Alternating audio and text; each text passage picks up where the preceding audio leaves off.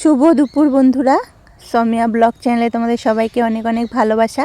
তো দুপুরের লাঞ্চ থালা সাজিয়ে নিয়ে চলে এসেছি। আজকে ছিল শনিবার, হাটবার ছিল, তো বাজারে গিয়েছিলাম। বাজার যেতেও অনেকটা দেরি হয়ে গেছে, বাজার থেকে আসতেও অনেকটাই দেরি হয়ে গেছে। পুরো 1টার সময় বাজার থেকে এসেছি। তাড়াহুড়োর মধ্যে কি রান্না করা যায় ভেবে ভেবে লাঞ্চের থালাটা সাজালাম। তো খাওয়া দাওয়াও কিন্তু আমাদের কমপ্লিট হয়ে গেল। খাওয়া দাওয়াটা কিন্তু খুব সুন্দর হলো, দারুণ লাগলো। গরম গরম গরম ভাতে নিয়ে নিলাম লেবু লঙ্কা, আর বেগুন ভাজা করে নিয়েছি, টমেটো স্যালাড করে নিয়েছি পেঁয়াজ লঙ্কা দিয়ে, মাছের তেল ভাজা করে নিয়েছি, মাছের ঝোল করে নিয়েছি আলু বেগুন সর্ষে বাটা দিয়ে করেছি। আজকে ঝোলটাও খেতে খুব সুন্দর হয়েছিল। লাল শাক এনেছিলাম, ভাজা করে নিয়েছি। চপ খেতে ইচ্ছে হয়েছিল, চপ খেয়েছিলাম নিজে একটা, আর বরমশাইয়ের জন্য একটা নিয়ে এসেছি, সেটাও থালায় সাজিয়ে নিয়েছি। আর মাছের তেল আর বেগুন ভাজা দিয়ে তো গরম ভাতটা খাওয়া দাওয়াটা সেই হলো।